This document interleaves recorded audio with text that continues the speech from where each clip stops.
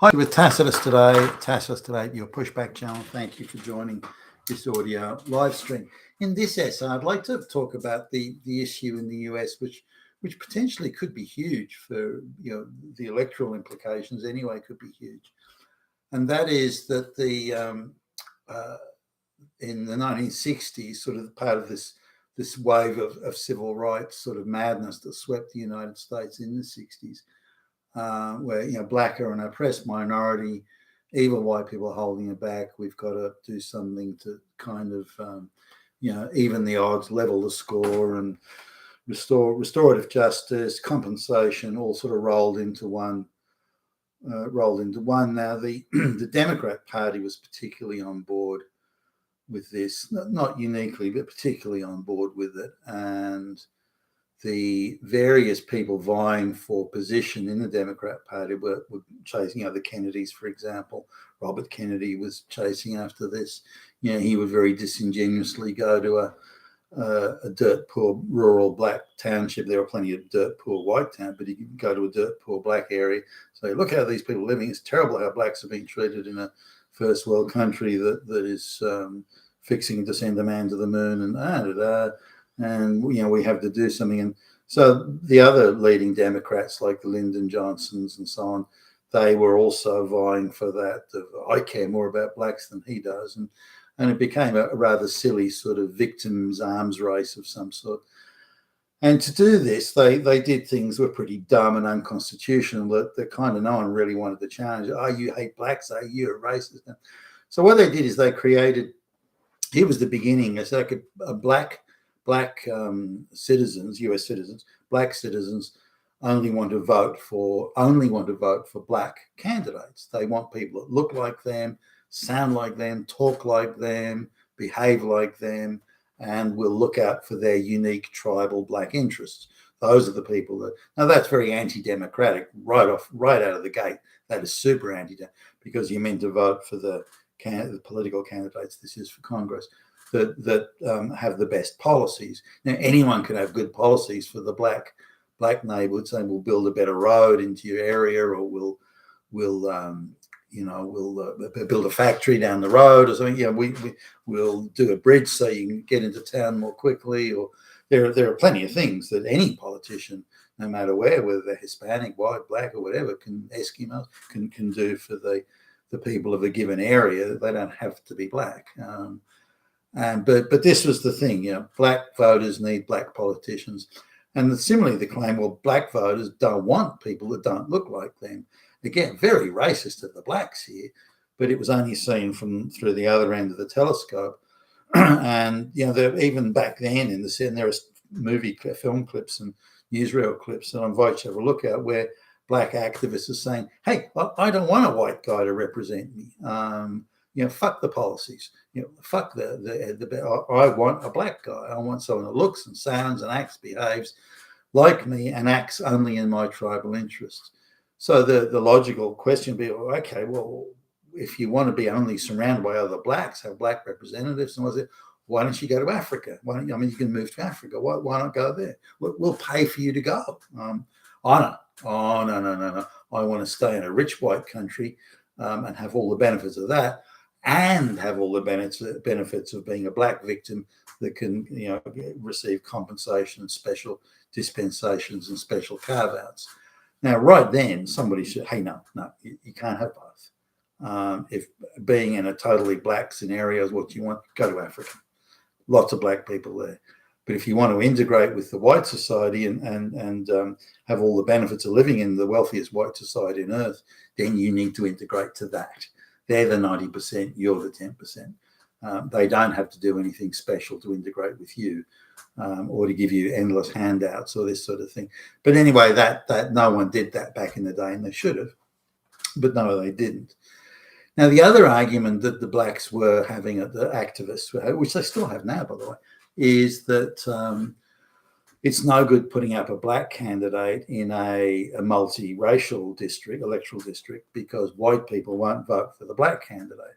That's not necessarily true, but if you've got a black candidate who's who's finished school at 12 and has got serious attitude and is screaming racist to everybody, the white people probably won't vote for someone like that. But if you put up a black candidate that governs or is going to represent all of the people, then the white people might vote for the black candidate. It's not a guarantee they will. And they even go as far to say that even in all Democrat districts where Democrats have got get 90% of the vote, the black activists say that if we put up a black candidate in an all Democrat district, they'll get a much lower vote than a white candidate would get, unless it's a black majority in that district. So they said at the time, and something they hold to today, is that blacks must get special carve-outs and special considerations, and they must have electoral districts that are by far and away majority black, and that where black candidates automatically win pre-selection and automatically win the district. Now, depending on whose numbers you look at, there's about 20 districts that are effectively black districts. But there are, from the last time I looked anyway, about 60 people, 60 black people, some of whom don't look very black, by the way, but 60 black people in the U.S. Congress. So out of, 550 or whatever it is in the total numbers of, this is the Senate and the House, Federal House of Representatives. So blacks represent, about 12%, 11, 12%. So it's roughly proportional to the black population. But in addition to blacks, though, there are now a lot of Indians and Hispanics and so on this is in the United States Federal Congress. So white people are nowhere near as numerous as they once were.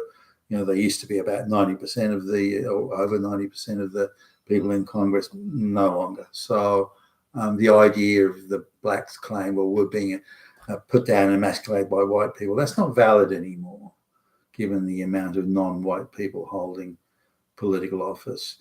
Nonetheless, the blacks have 20 guaranteed districts and give or take 40 districts that they win supposedly on their own merits. Now, I'd question that. There are all Democrat districts that are 99% Democrat, but they're not all black voters.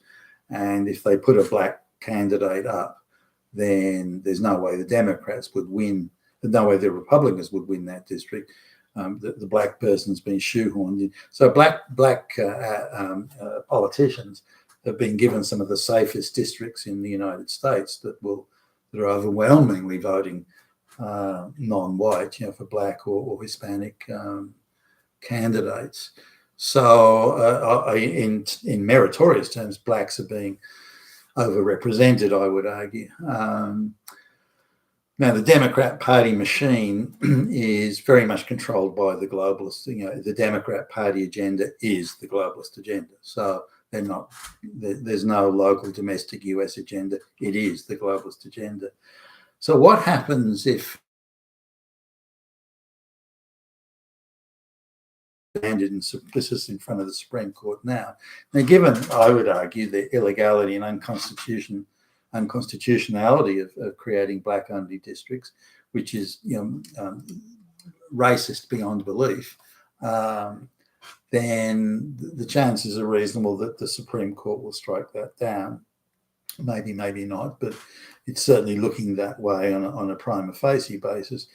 And on top of that, you look at not simply the redistricting of black districts, but redistricting generally, so that the Democrats try to bottle up Republican voters in a tight district but have a floating majority of Democrat voters in other districts. So only when there's a heavy swing against the Democrats would they lose that district. Otherwise, they're pretty much on target to win it. So if you look at the overall redistricting, you look at the blacks losing their 20 seats, which were all Democrat seats, by the way. Then you look at the voter ID, the stopping of illegal aliens voting, and various other measures just to tidy up the ballot rolls and the voting rolls, that sort of thing. Tougher measures for again, things like voter ID, and so there's not double voting, and a reduction in the allowance of postal voting, which of course is a huge area of fraud, and was, without postal voting, there's no way Biden could have come anywhere near getting elected. And again, that they cooked up somewhere in the order of 20 million fake votes for Biden, for goodness sakes. That was the scale of the electoral fraud that happened. But if you add all these together, then some pundits are claiming there's something between 40 and 45 seats that the Democrats currently hold, that it would be a huge struggle for them to hold them, or it'd be impossible for them to hold them.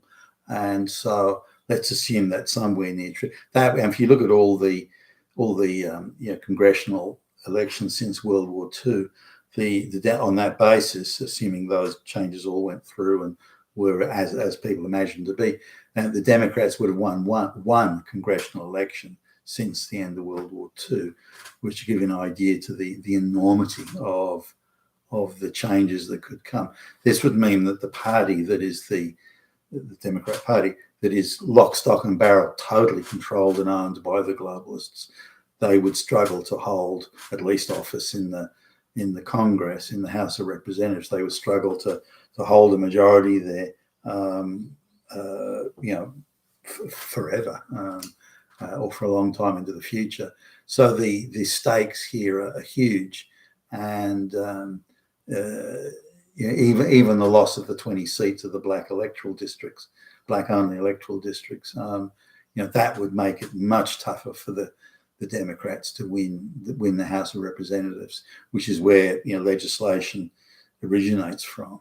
So let's see what happens, and let's hope that indeed it is. Well, again, special carve-outs for any group just because they demand ideological status of victimhood, that's got to stop. It's destroying the entire Western world, and the quicker it's over, the better. You've been with Tacitus today, your Pushback channel. Thank you for listening.